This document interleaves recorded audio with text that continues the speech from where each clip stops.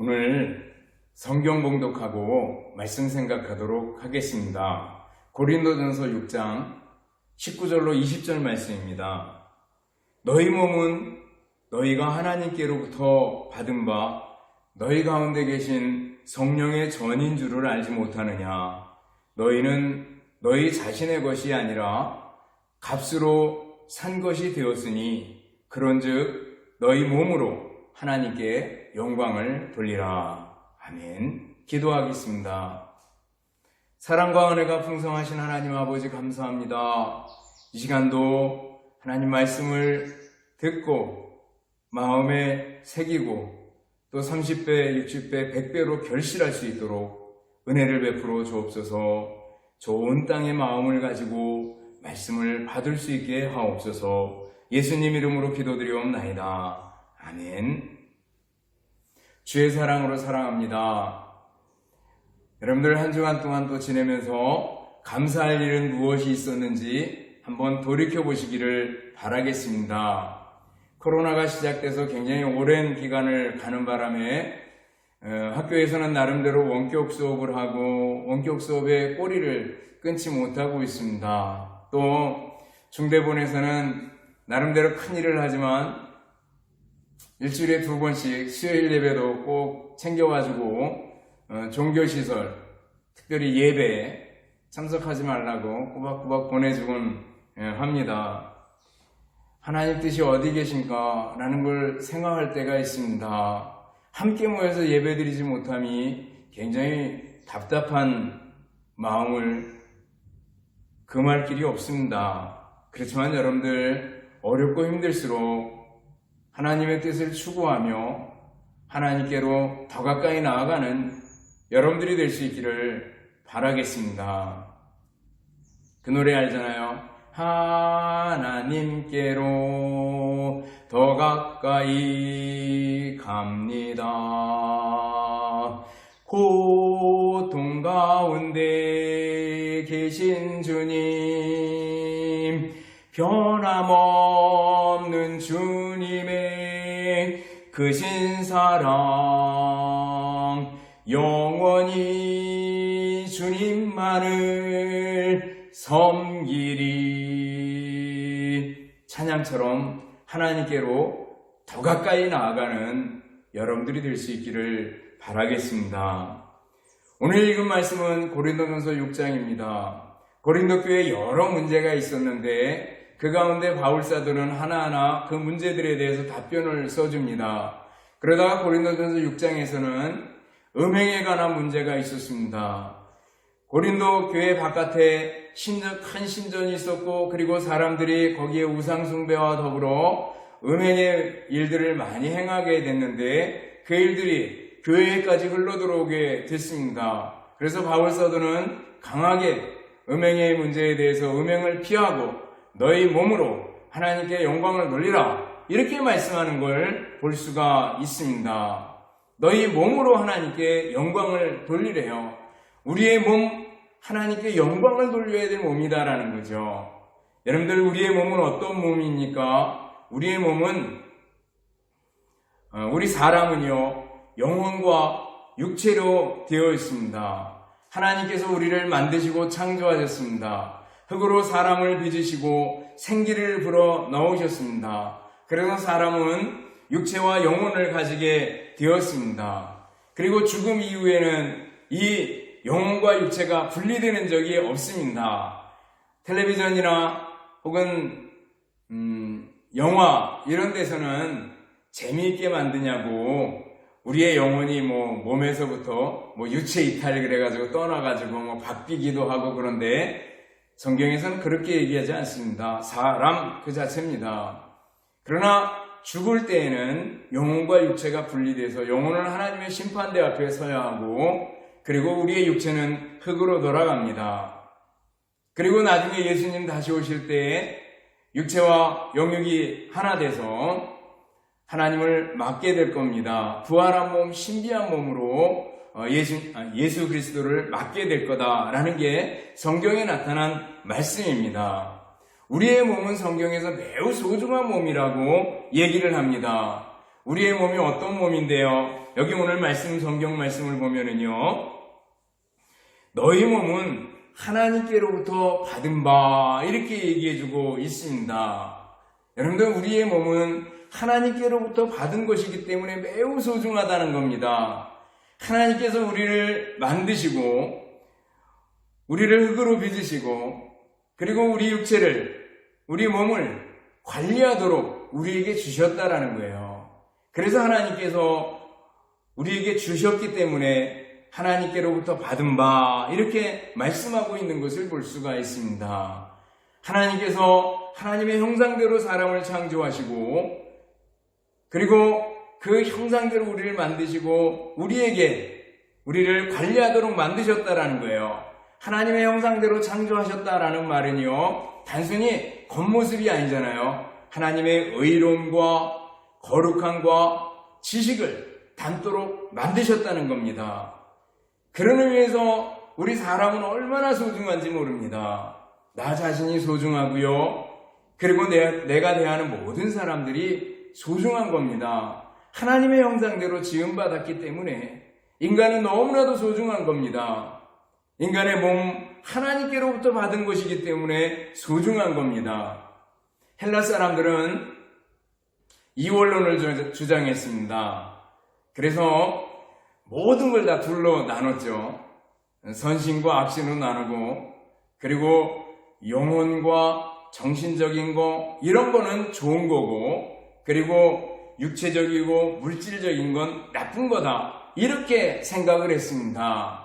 모든 걸 다 분리해 생각했어요. 그러다 나니까 사람에게 있어서 영혼 좋은 거고 몸은 나쁜 거다, 이렇게 생각을 했습니다. 그러다 나니까 몸을 함부로 다루게 되겠죠.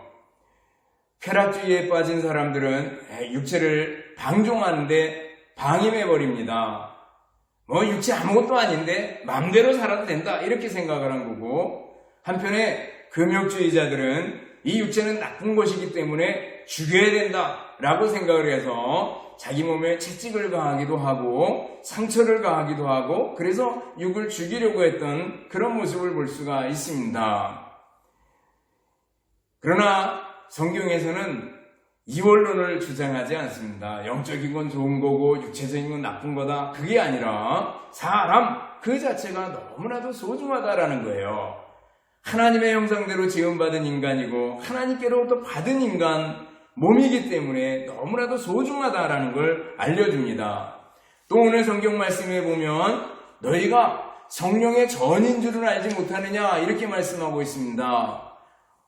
우리 몸이 성령께서 사시는 집이래요. 그런 의미에서 너무나도 소중한 겁니다. 여러분들, 그릇에 무엇을 담느냐에 따라서 그 그릇이 달라지지 않겠습니까? 통에다가 술을 넣으면 술통이 될 거고, 통에다가 물을 넣으면 물통이 될 겁니다. 사람 몸이라는 하나님의 이게 집이고 통이라고 생각해 보셔요. 성령으로 가득 채워질 때 성령의 집, 성령의 전이 되겠죠.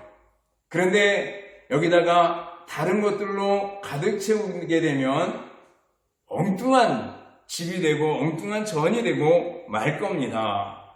그렇기 때문에 우리의 몸은 아무 것으로나 채울 수 있는 것이 아니다라는 거예요. 우리 몸은 성령의 전이기 때문에 매우 소중하다라는 거죠. 또 우리 몸을 가리켜서 오늘 성경 말씀에 보면 값으로 산 것이 되었으니, 이렇게 말씀하고 있습니다. 값으로 산 것이 되었대요. 무슨 값이에요? 예수님의 피값입니다. 예수님의 피값으로 죄에 노예된 우리들을 샀다는 겁니다. 옛날에 노예들이 있을 당시에 노예를 사가지고 돈 주고 사가지고 해방시켜주거든요. 마찬가지로 우리가 죄의 노예였는데 예수님께서 피의 값을 치르고 우리를 사셔서 우리에게 참 자유를 주셨다라는 거죠. 하나님의 자녀가 되는 권세를 주셨다라는 거예요. 놀라운 일 아닙니까? 예수님을 믿는다는 것은 정말 대단한 일입니다. 예수님을 믿는다라는 것은 죄의 노예에서 하나님의 자녀로 완전히 소속이 바뀌어버리는 경우가 되는 겁니다. 여러분들, 예수님께서 우리를 피로 값주고 사신 몸이다라는 걸 생각하면서 우리 인간이 얼마나 소중한가, 우리 몸이 얼마나 소중한가라는 것을 먼저 생각해야 될 줄 압니다. 하나님께로부터 받은 바, 하나님께서 우리에게 주신, 관리하도록 주신 몸이다. 성령의 전이다. 그리고 예수님께서 피로 값주고 사신 몸이다. 라는 걸 생각하면은요, 우리의 몸이, 우리 사람이 얼마나 소중한가라는 걸 다시 한번 생각하게 됩니다. 그렇다면 우리의 몸으로 무엇을 해야 하겠는가라는 거예요. 여기 20절에 보면은요, 그런즉 너희 몸으로 하나님께 영광을 돌리라 이렇게 말씀하고 있습니다. 좀 더 구체적으로 그럼 어떻게 하나님께 영광을 돌릴 것이냐라는 거죠. 하나님께 영광을 돌리려면 어떻게 해야 되느냐? 소극적인 면이고 부정적인 면에서 피할 것이 있습니다. 그것은 뭔가 하면은요, 음행을 피하라 이렇게 얘기하고 있습니다.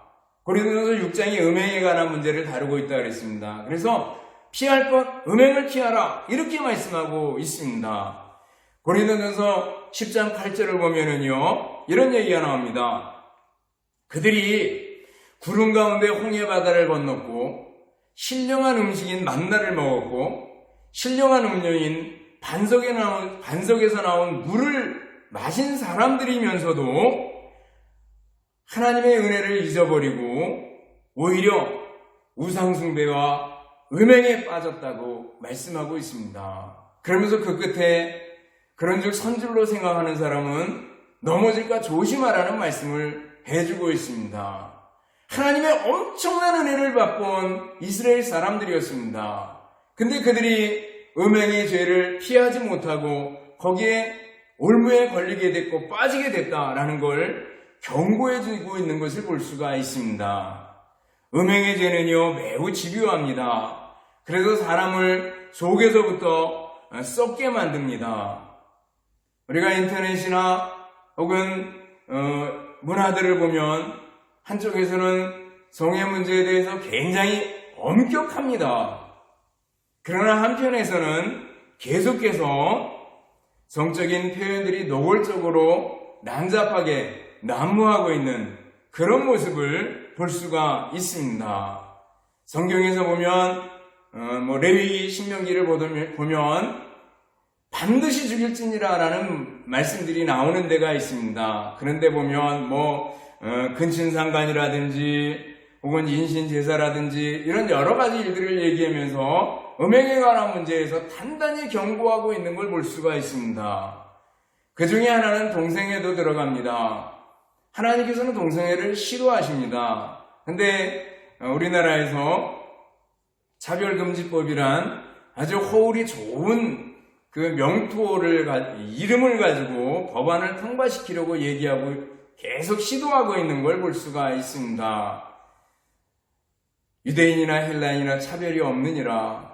기독교는요, 차별 금지하는 종교입니다. 기독교에는 차별이 없습니다.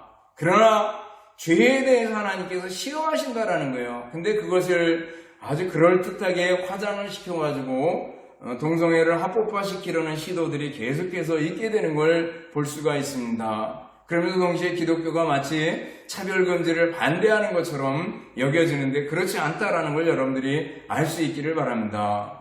음행의 죄에 대해서 피하라 라고 말씀하고 있습니다. 요셉은 보디발의 아내가 동침하자 그럴 때 그 자리를 피해서 도망가잖아요. 피하고 도망쳐야 된다는 거예요. 어떤 시험에 대해서는 우리가 마귀를 대적하고 맞서 싸워야 할 때가 있습니다. 그러나 음행의 죄에 대해서는 피하고 도망쳐라 라고 말씀하고 있는 걸 볼 수가 있습니다. 여러분들 노아전 시대나 소돔과 고모라 망하기 전에 상황을 보셔요. 도덕적으로 그리고 성적으로 굉장히 부패했습니다. 그리고 하나님의 심판을 견디지 못하게 되는 걸 볼 수가 있습니다. 특별히 소도미스트 이 말은 동성애라는 말로 그대로 쓰여지는 걸 볼 수가 있습니다. 여러분들 음행을 피하라 라는 말씀을 오늘 말씀에서 해주고 있습니다. 동시에 이 음행에 관한 문제는 우상숭배와 늘 함께 나왔던 걸 볼 수가 있습니다.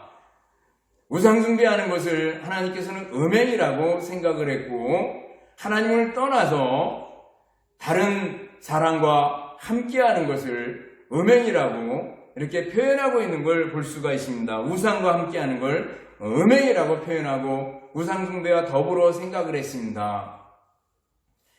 생각해 보세요.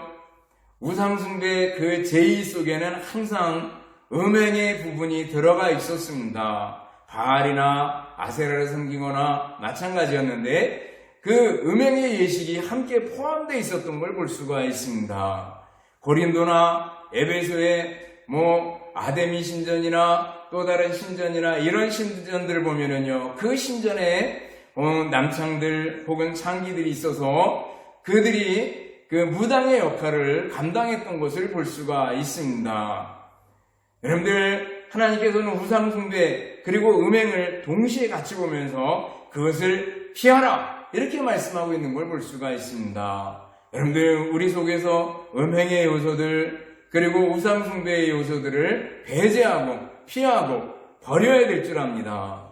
또 하나님의 영광을 위한 몸을 위해서는요, 우리가 몸에 안 좋은 것들을 또 피해야 될 줄 압니다. 몸에 안 좋은 것들 어떤 것들이 있을까요? 마약 안 좋죠. 술, 담배 문제가 나오면 요즘 참 어렵습니다. 기독교인들도 너무 자연스럽게 술, 담배를 하고 있어서 참 어려운 경우가 있습니다. 선교사님들이 우리나라에 복음을 가지고 들어올 때 술, 담배를 금했습니다. 왜냐하면 술, 담배의 폐해가 막심했기 때문에 그랬습니다. 낮에고 밤에고 이렇게 널브러져 있는 사람들이 있었고, 그래서 아예 술, 담배를 주초를 금했던 적이 있습니다. 그러나 언제부터인가 이 술, 담배의 문제를 얘기를 하면 마치 기독교인들을, 술, 담배하는 기독교인들을 이렇게 죄책감에 사로잡히게 만들고 죄인을 만드는 경향이 있어서 굉장히 말하기가 어려워졌습니다. 언제부터인지는 모르겠습니다. 그러나 여러분들 남전도회 끝나고 한번 이부 순서로 술 파티를 한다든지 그랬을 때 영적인 상태는요 고갈돼 버리는 걸 볼 수가 있습니다. 술과 영성에 대해서 그리고 술과 그리스도의 덕에 대해서 한번 진지하게 생각해 볼 수 있기를 바랍니다. 여러분들이 신문이나 매스컴의 사회문을 딱 들어보면은요, 오늘도 술 때문에 일어나는 사고들은 얼마나 많이 있는지 모릅니다. 그러면서도 한편에 보면은 술은 굉장히 우아하게 표현이 되고, 그리고 사람들 인간관계를 좋게 만드는 것처럼 표현이 되고, 그걸 먹으면 엄청나게 기분이 좋아지는 것으로 표현하고 광고하고 있는 것을 볼 수가 있습니다. 한 번은 언젠가는요, 여러분들 그리스도인답게 한번 단호하게 한번 대처해 볼 수 있기를 권합니다. 여러분들, 몸에 안 좋은 것들을 우리들이 피해 나가야 된다라는 겁니다. 우리의 몸으로 피할 것들이 있습니다. 음행이나 우상숭배나 몸에 안 좋은 것들을 피해야 된다라는 거예요. 적극적으로 그러면은 하나님의 영광을 위한 몸은 어떠해야 되느냐? 예배와 찬송입니다. 예배를 통해서 하나님 앞에 자기 몸을 드리고 그리고 하나님께 영광을 돌릴 수 있습니다. 로마서 12장 1절 말씀 알잖아요. 그러므로 형제들아, 내가 하나님의 모든 자비하심으로 너희를 권하노니 너희 몸을 하나님이 기뻐하시는 산제물로 드리라. 이는 너희에 드릴 영적 예배니라. 너희는 이 세대를 본받지 말고 오직 마음을 새롭게 함으로 변화를 받아 하나님의 선하시고 기뻐하시고 온전하신 뜻이 무엇인지 분별하도록 하라. 이렇게 말씀하고 있습니다. 예배, 여러분 예배에 대한 간절함이 있습니까? 코로나 때문에 우리가 비대면 예배를 드리고 있습니다. 언제부터 대면 예배, 비대면 예배가 생겨났는지는 모르겠습니다. 그러나 나름대로 우리들만 해도 정부 시책에 따라서 많이 잘 맞춰줬습니다. 그럼에도 불구하고 계속 교회가 코로나의 원상인 것처럼 만들어지고, 그리고 일주일에 꼭꼭 2번씩 문자를 보내가지고 교회 가지 말아라 이렇게 얘기하는 걸 볼 때마다 엄청 속상합니다. 이런 상태가 언제까지 계속될지 모릅니다. 그렇지만 아는 것은 이러한 와중에도 하나님의 뜻이 계실 것이고 하나님의 뜻은 면면히 이어지고 서갈 것이다라는 것을 압니다. 어쨌거나 여러분들, 예배는 생명보다도 소중합니다. 예배는 너무나도 소중합니다. 예배는 최고의 가치를 하나님 앞에 돌리는 일입니다. 예배는 하나님 앞에 무릎을 꿇는 일입니다. 예배와 비교할 것은 없습니다. 어떤 사람은 예배를 이렇게 표현했습니다. 하나님의 영광에 압도된 영혼의 반응이다, 이렇게 표현했습니다. 파나마의 벨리엔테 인디언은요, 우람한 나무가 이게 찍혀서 넘어가는 것을 보면서 바로 그것과 같다고 표현을 했습니다. 하나님 앞에 자기를 베어 넘기는 것, 큰 나무가 넘어가듯이 자기의 자아와 자존심이 완전히 꺾여서 하나님 앞에 굴복하는 것, 이거를 예배라고 표현했습니다. 멕시코의 젠탈 인디언이라고 있는데 이분들은요, 예배를 하나님 앞에 자신을 끝장내는 것, 이렇게 표현을 했습니다. 자아와 자신을 완전히 꺾어버리고 없애버리고 하나님 앞에 무릎을 꿇는 것, 이것을 예배라고 했다라는 겁니다. 구약에서는요, 1년에 3차례 유월절, 맥주절, 수장절에 반드시 하나님 앞에 나와서 뵙도록 했습니다. 또 예수님 부활 이후에 안식 후 첫날, 그러니까 예수님 부활하신 날이에요. 그날 기독교인들이 모여서 함께 하나님께 예배하고 말씀을 가르치고 배우는 일을 계속해서 해나갔습니다. 그래서 주일의 전통이 생기게 된 것을 볼 수가 있습니다. 청교도들은요, 아침과 저녁에 하루에 2번씩 예배를 드렸다고 얘기를 합니다. 여러분들 바쁩니까? 힘듭니까? 아니요. 하나님 앞에 예배하는 일보다 소중한 일은 없는 줄 압니다. 우리가 코로나 때문에 프린트를 해주고 또 설교 영상을 보내드리곤 했습니다. 근데 여러분들, 그 프린트 요약 설교지만 함께 그 밑에 순서를 적어놨는데 순서를 따라가면서 함께 가족들이 모여서 예배 드릴 수 있기를 바라겠습니다.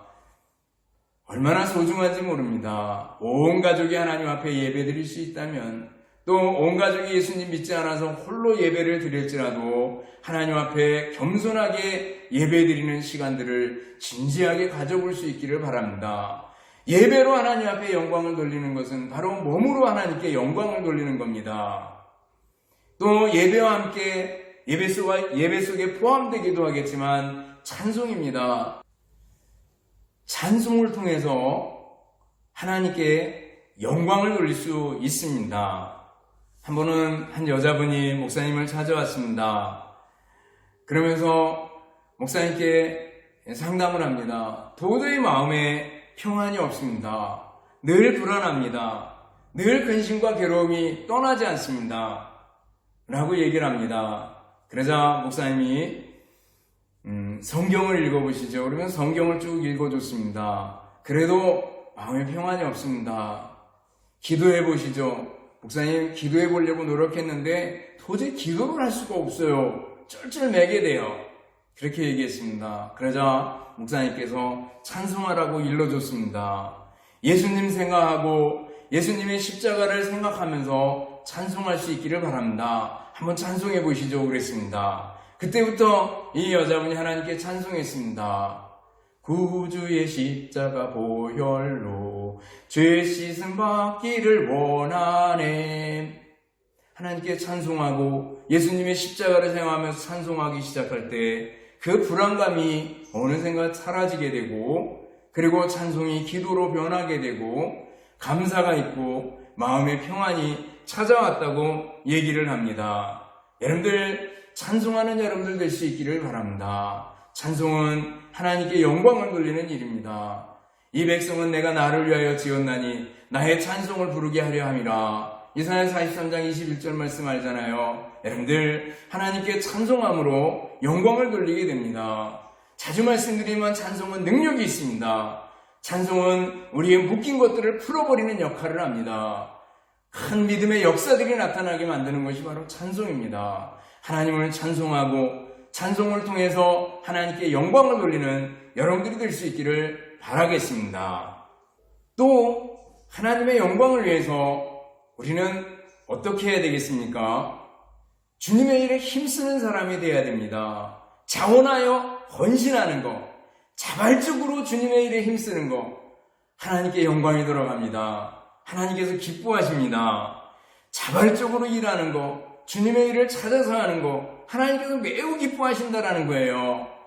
여러분들, 이렇게 학교에서 교실에서 우리 학생들이 많이 있지만 어떤 학생들은 정말 자발적으로 알아서 자기 일들을 처리해 나가는 그런 학생들 보면 얼마나 기특합니까? 하나님께서 우리들을 보실 때도 마찬가지 아니겠어요? 자원하는 마음, 그 마음 가지고 헌신, 몸을 드리는 거 아니겠어요? 헌신하고 주님의 일에 힘쓸 때 여러분들 하나님이 얼마나 기뻐하실까? 주님의 일 그러면은 우리 신앙생활 면을 생각할 수 있습니다. 우리가 함께 예배드리고 또 주님과 교회를 위해서 복음을 위해서 봉사하고 우리의 몸을 드리고 또 성경 읽고 기도하고 또 말씀을 생각하고 또 여러분들 다른 사람들을 가르치고 또 복음을 전하고 하는 일들 다 주님의 일들 아니겠어요? 이 모든 일들 우리가 자발적으로 자원해서 할 때 하나님께서 기뻐하실 겁니다.